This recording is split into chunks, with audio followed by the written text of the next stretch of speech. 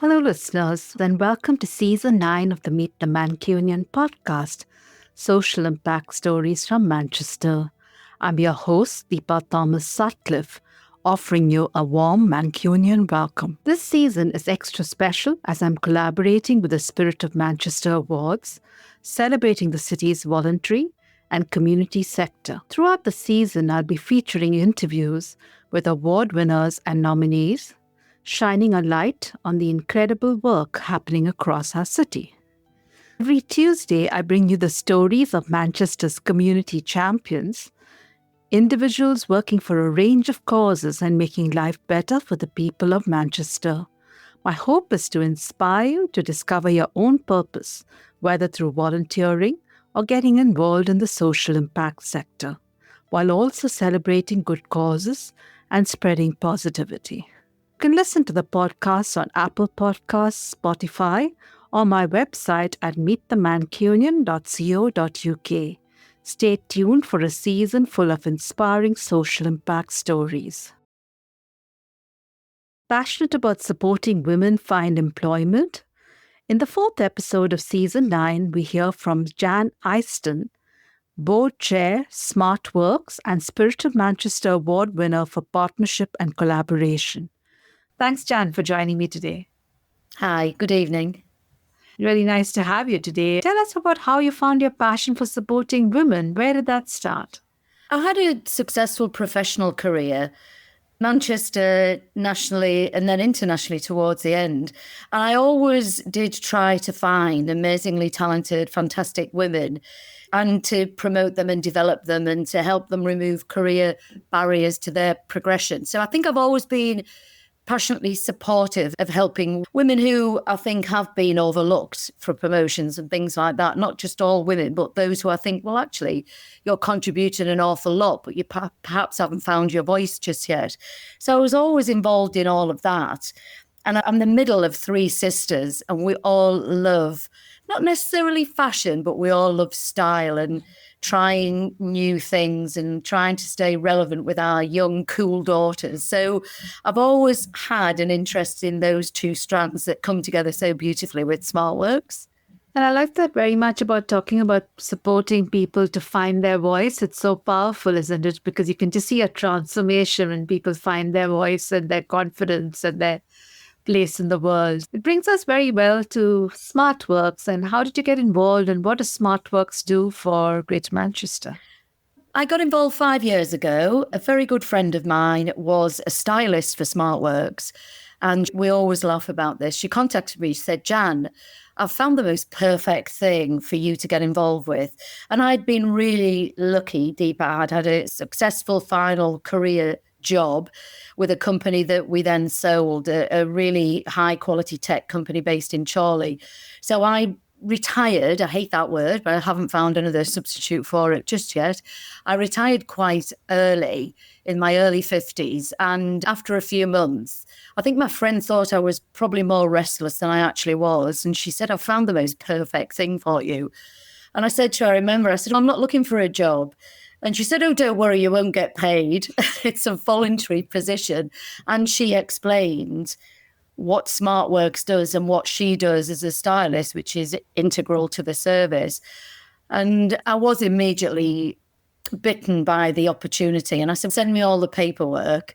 And then very quickly, I found myself as chair of the charity across Greater Manchester. That's a great story, and more power to your friend who got you involved. No, she's still a stylist now, actually. Oh, lovely. So tell us more about SmartWorks. What does it do? What does it offer the women in Greater Manchester? SmartWorks, Greater Manchester, provides support, inspiration and empowerment to all unemployed women aged 16 to 66 across the city region who are actively looking for work. They have to be unemployed and actively looking for work, a woman or identifying as a woman, and that's the only criteria. We work closely with referral partners, such as all the job centres, the working in skills providers, local charities, community interest groups. And we're there really to provide support that isn't there generally across the third sector to these women. Some of our women a high percentage of our women have been unemployed for 5 years.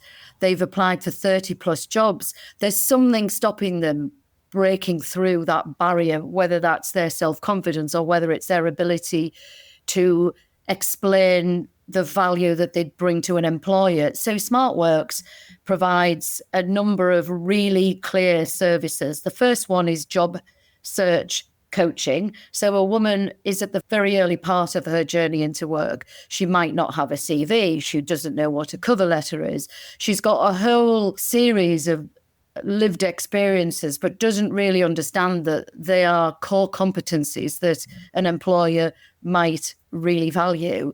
So that's a coaching service that we provide with our fantastic coaches across the service. It's online, it's really easy to access, and a client can contact us through the job centre on a Tuesday and we can set up coaching on, say, a Wednesday or even a Thursday, such as the flexibility of our coaching volunteers. And then when the client has an interview lined up, she's invited to come into one of our centres. There's one in Manchester City, there's one in Stockport Town Centre, and all of our services can be provided fully virtually for women who are unwilling or unable to travel. And that's when the client comes in for a 2-hour appointment, and the first hour is with a stylist. And the stylists are kind, authentic women who just want another woman to have a shot at success in the job market. And they love clothes. They don't want to impose their style on anyone else, but they want a woman to feel and look the very best that she can feel. And so the client is with the stylist for an hour. And really deep, we break down barriers in that hour. We have fun. The client relaxes. She knows that we are just interested in her being successful in this daunting thing that's coming up called an interview. And the client always typically asks for a black pair of trousers and a white top because she thinks she wants to blend in. And then we have to gently encourage the client to perhaps pick out a red blazer or a bright blue dress, something that suits her style and her colour preferences.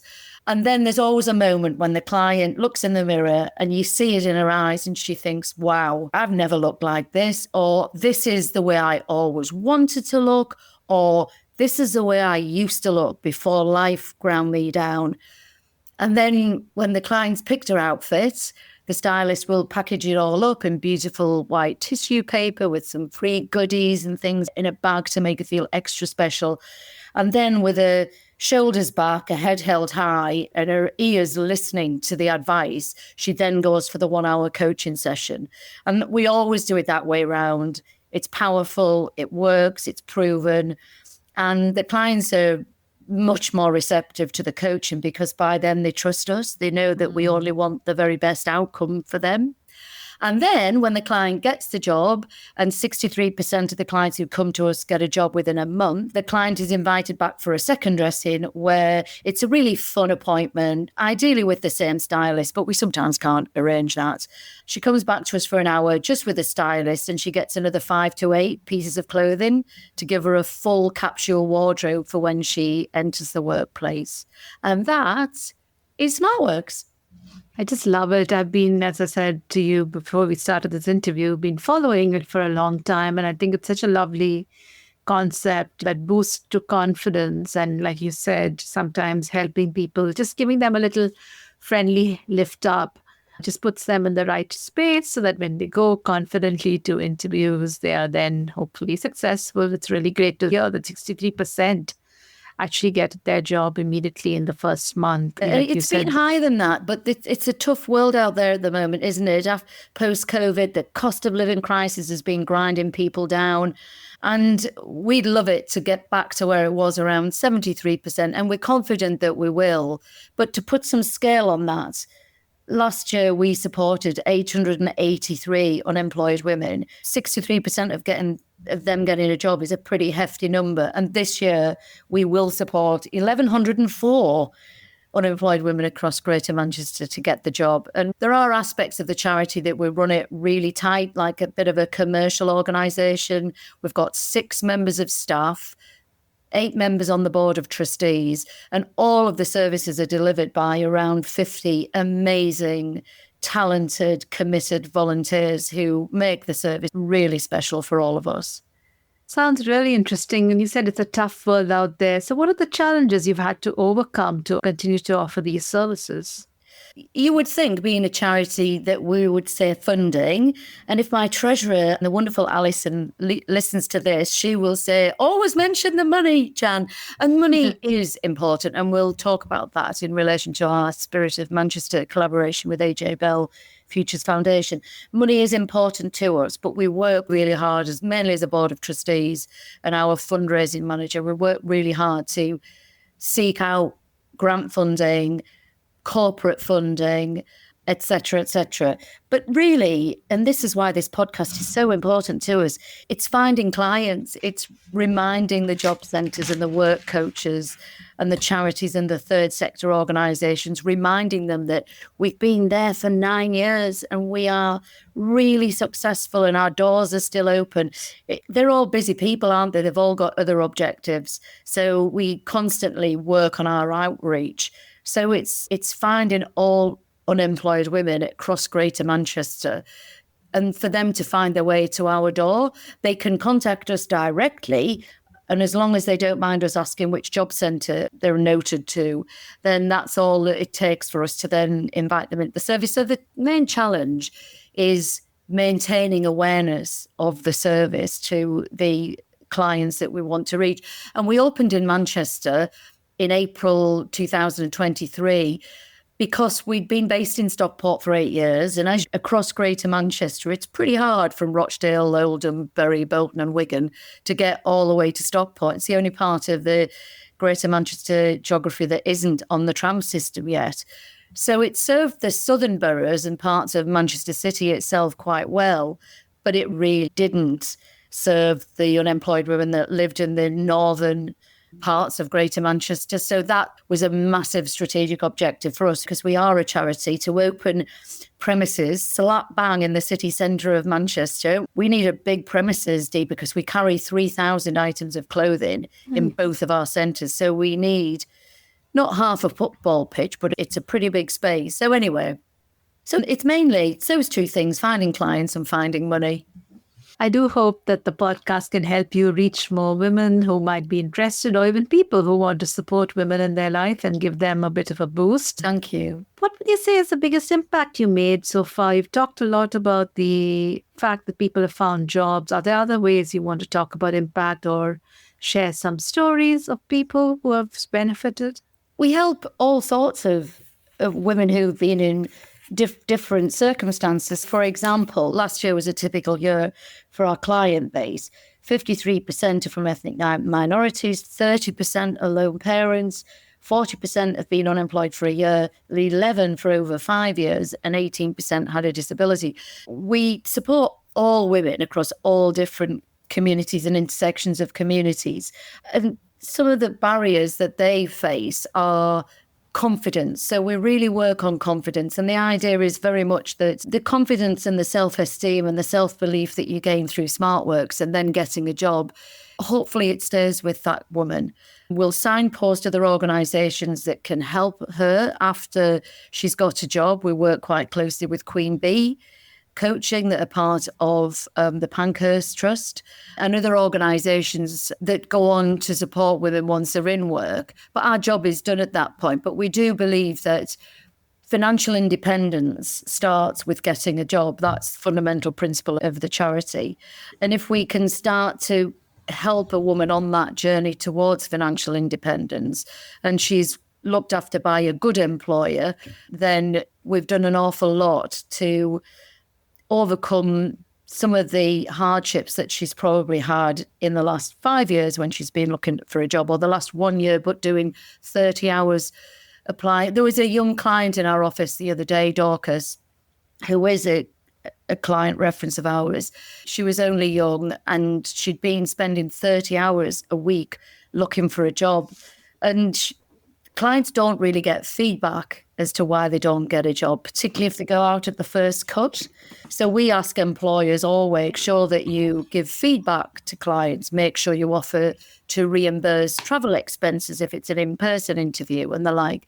But she'd been really working very hard. And she just had lost her way in the whole application process and felt if you spend 30 hours a week for 6 months applying for work and you don't even get feedback, where do you actually think you're going wrong? Because you don't even know what you're doing right. Do you know what I mean? It's just such an overwhelming sense of dread to apply for the next one. Anyway, she came to SmartWorks.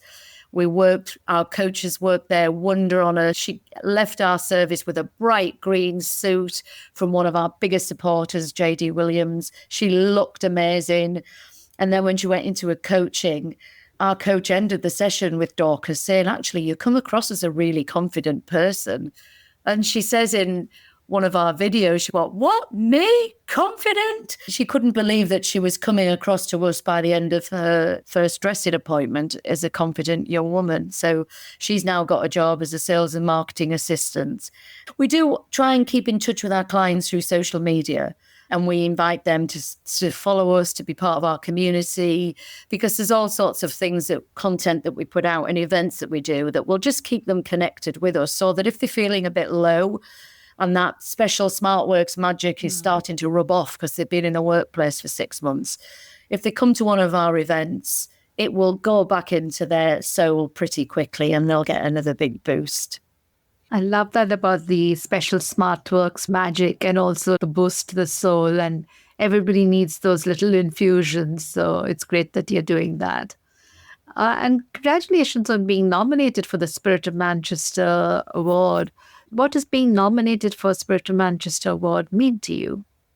Oh, we were beyond thrilled to be recognised by the organisers of the Spirit of Manchester Awards, and to be recognised for our partnership with AJ Bell Future Foundation is extra special, because that organisation, we'd had some funding from them. I remember the first time was their Wage War on COVID campaign, when COVID, the first few weeks of COVID, and everybody had to close.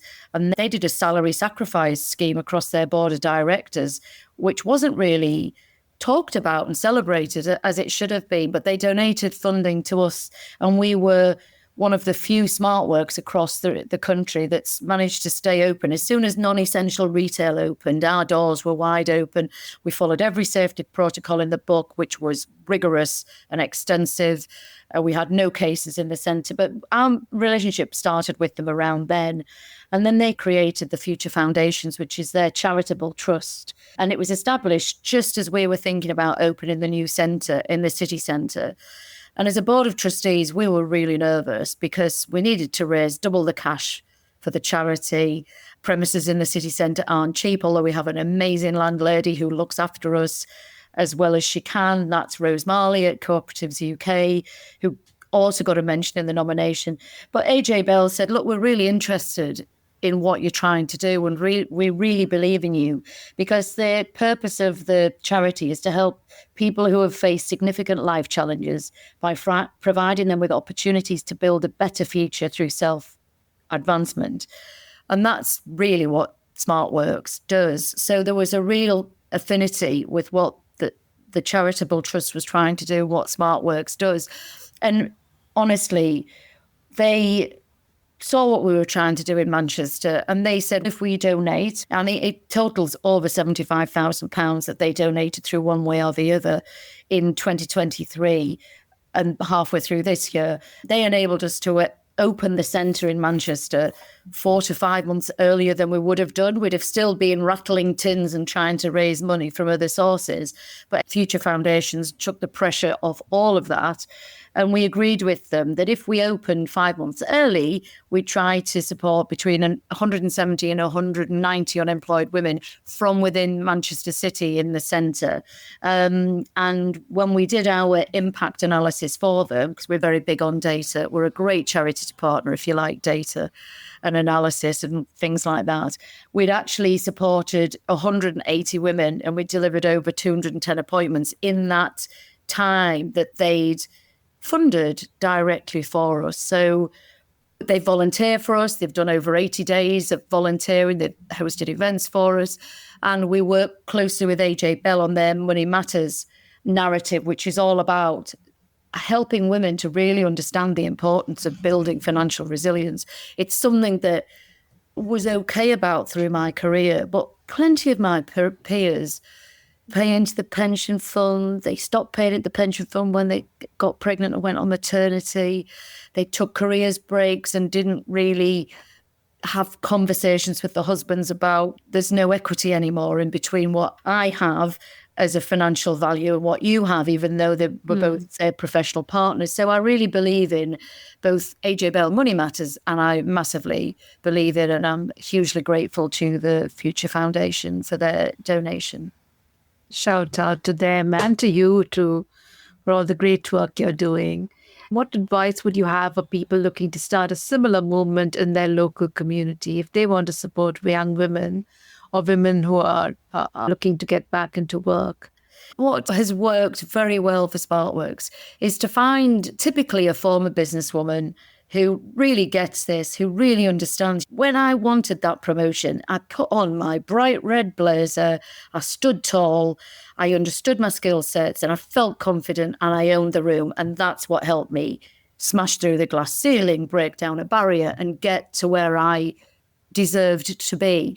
There are women like that in every community, across every city or town, across the world. Finding those women who have that passion and want to build something with purpose. They may have retired early. One of our trustees, she's the chair of SmartWorks in Newcastle. She's a full-time single working mum. How she finds the time to do the role of chair of SmartWorks Newcastle, I'll never know, but I do know because she's passionate.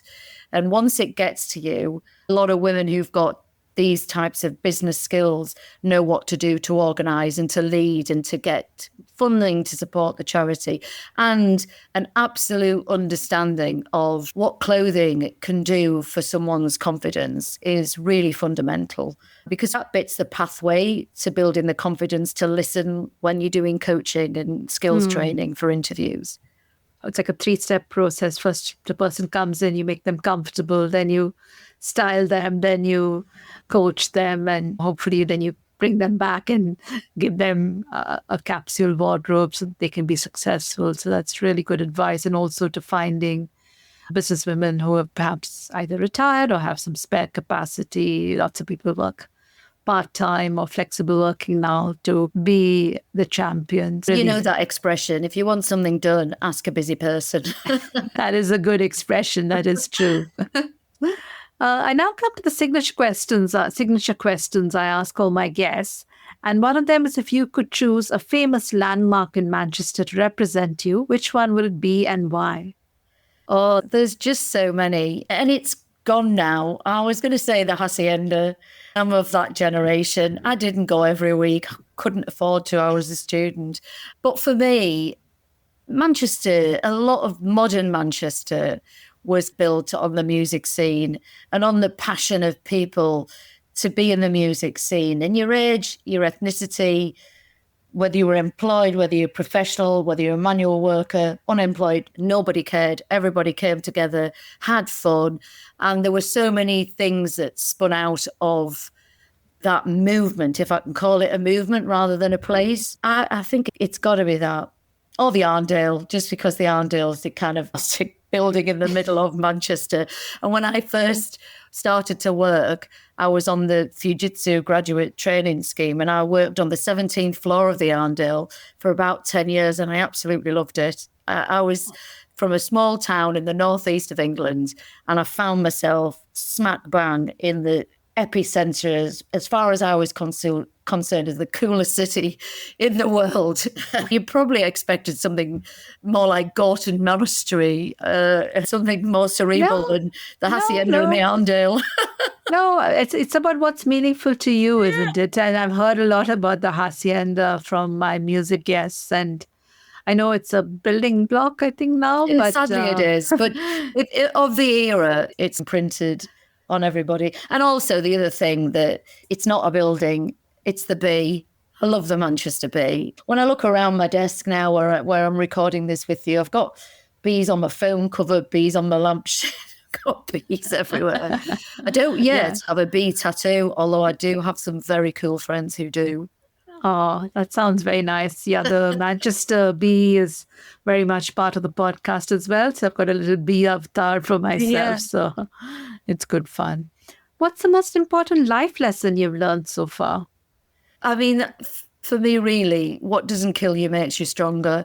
I'm a firm believer of that. For me, that represents learn from it, listen to the lessons that whatever it was you've gone through has taught you, and really try and turn the negatives, either quieten them down so they don't deflect you from your journey, or use them to galvanize you. Try and convert them into superpowers to move yourself forward. I reflect. I am quite a good reflector, but I don't reflect at the expense of forward propulsion. I do to move forward. So that's probably why that one speaks to me. And I do think we all own our own journeys. We have a responsibility to ourselves to make ourselves happy, to make ourselves feel fulfilled. We're not there to get that from anybody else. I like to try and find that from within. It's an old one, but it's a good one.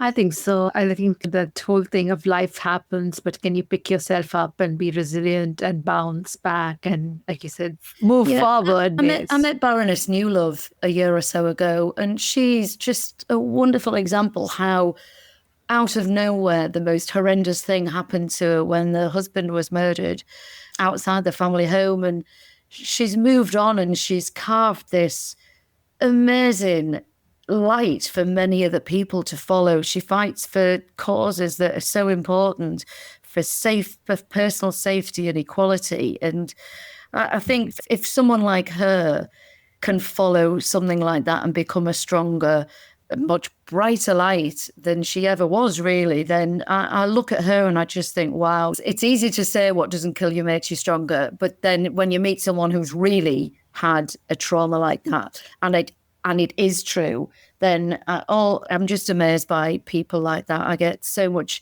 energy and stimulation and happiness from seeing people like her. Definitely. I think it's something I try to keep telling myself, and I am basically an optimistic person, but it is important to keep going. How can people get in touch with you? Where can they find you, and where can they find SmartWorks? It's really straightforward. They can contact or they can follow us on Instagram, which is at SmartWorksGM, or on LinkedIn, which is at SmartWorks Greater Manchester.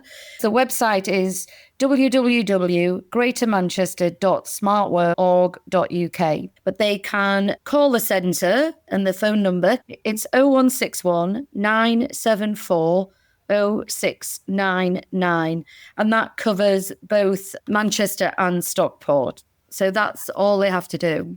I'll make sure I include all this in your show notes so that people can find you. And like you said, you're trying to reach out through the podcast, and I hope you get many more women coming to you. Oh, thank you so much. It would be wonderful. And we support women right across the 10 boroughs of Greater Manchester, but wider. Anybody around the country can be supported by SmartWorks. If you're living in Hull and you're an unemployed woman and you really want some help, then all you have to do is go onto the SmartWorks charity website, and there's a way of accessing the virtual service. Bizarrely, I didn't think this could be true, but the feedback from last year on our data says that our virtual service is equally effective as our in-person service, which blew me away. I didn't think that would be the case, but we still do much prefer a client to come in and see us. That might be just what we want. And the sense of purpose that we get from seeing a woman's face when she looks in the mirror and she's, wow, this time I just might get that job. More power to you. Such a wonderful service that you all are offering. And I'm not familiar with very many services like this in other parts of the world. So I do hope more people get inspired by this podcast or by any other way that SmartWorks is creating awareness to maybe emulate or collaborate. Thank you so much, Jan. It's been a pleasure to talk to you. It's been delightful. Thank you so much, Deepa. Thank you for listening to the Meet the Mancunian podcast, Social Impact Stories from Manchester. I hope today's episode has inspired you to reflect on your own purpose and how you can contribute to making positive change wherever you are based. Next week, on Tuesday, 19th November, we hear from Tracy Torley talking about tackling food poverty. I'm truly grateful for this amazing community of listeners. Your stories inspire this podcast, and I look forward to hearing more of them. If you'd like to share your story or connect, visit my website at meetthemancunian.co.uk or find me on social media at the rate Meet the Mancunian on Instagram and Facebook, at the rate Mancunian Pod on Twitter, and at the rate Meet the Mancunian Podcast on YouTube. Thank you again to my wonderful listeners. You inspire me. Together, we're a community dedicated to uplifting Manchester and supporting Mancunians. Remember, we can make an impact together. Thank you for tuning in and being a part of this incredible community. Your involvement helps amplify the voices of those making a difference. Together, we can inspire even more positive change in Manchester and beyond. Remember, no act of kindness is too small, and by working together, we can truly make a meaningful impact. Thank you for listening.